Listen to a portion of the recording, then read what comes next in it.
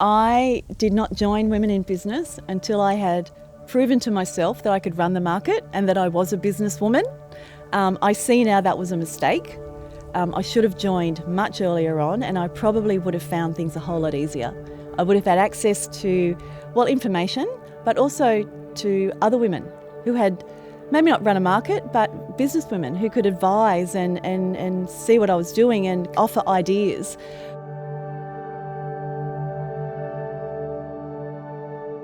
I started my career in politics straight out of university. Actually, during university, I worked for my local federal member from my hometown in Murwillumbah. All my roles were based in Parliament, so I lived in Canberra and I lived and breathed politics. I went straight from university to Parliament, so I didn't know there was any other jobs that weren't 7 a.m. to midnight. That was how I worked.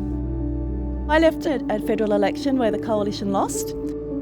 I came back to Sydney and I ended up working for New South Wales farmers. I met David. David's a farmer, and so couldn't move the farmer to the city. I came to the country married, moved down here and started a family relatively soon after.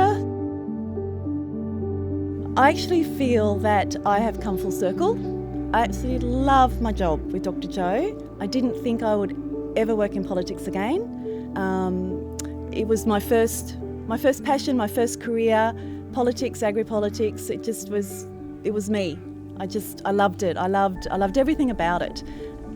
What I enjoy most about my job with Dr. Jo is everything.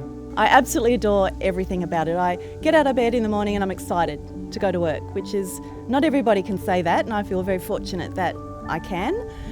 We're there to help.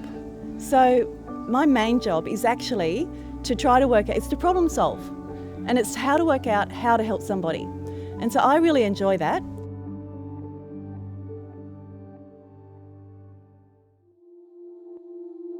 River and Wren Market became mine because I had resigned from a job. I just wasn't enjoying it, and I just thought, you know what, you close one door, another door will open, and it did. I saw a post by a girl who did run a market here, and the post was basically saying she was closing down her market, and I remember thinking to myself, I could do that.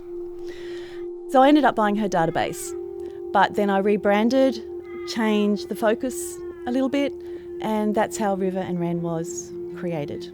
That's how it became mine. So my first market was in August 5 years ago. There were, I think, about 55 stalls, and ever since then it's just grown. I mean, never ever in my wildest dreams did I think River and Wren would be what it is today. Today it is regularly 120 stalls. I would have probably at least 150 applications for each market. I can't fit everybody in. The venue just won't fit everybody in. At Christmas we had last year about 140 stalls. So from 55 to 140, it just blows my mind.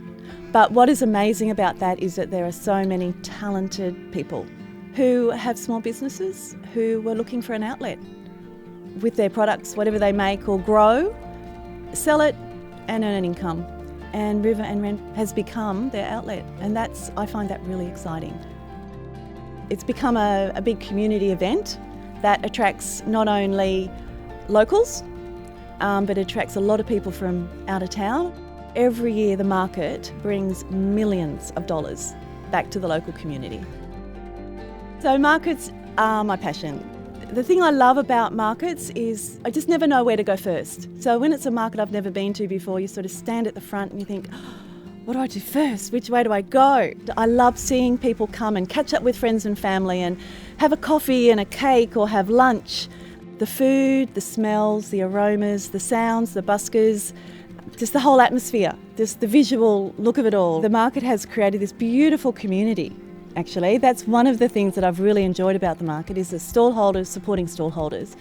Most of the stallholders are women who have young children or who are grandma and grandpas or they're teenagers, and I see them all supporting each other. They'll help each other out, or if somebody's new to the market, I try to position them next to somebody who has been at the market a long time and can help them, advise them on setup and how to do things. And I've seen friendships develop, and their friendships, they catch up, and that's lovely. There are so many talented people in this area. I can't fit everybody in, and that's really hard because I know that people rely on this market to earn an income. And I can't offer a spot to everybody, and I know that upsets people, and that upsets me. But that's probably the hardest part, knowing that I can't offer a place to everybody. So I've had to develop criteria, and my criteria is handmade, homemade. It's got to be very good quality. I've got a whole range of criteria that I look at when I'm creating the market. And I just have to follow that criteria, and I think that's what makes the market what it is. The standards are high. So having a network around you, I think, is really important. And I think a network, whether it's women in business or some other group, it's all just about supporting each other and lifting each other up and just letting us be the best people that we can be.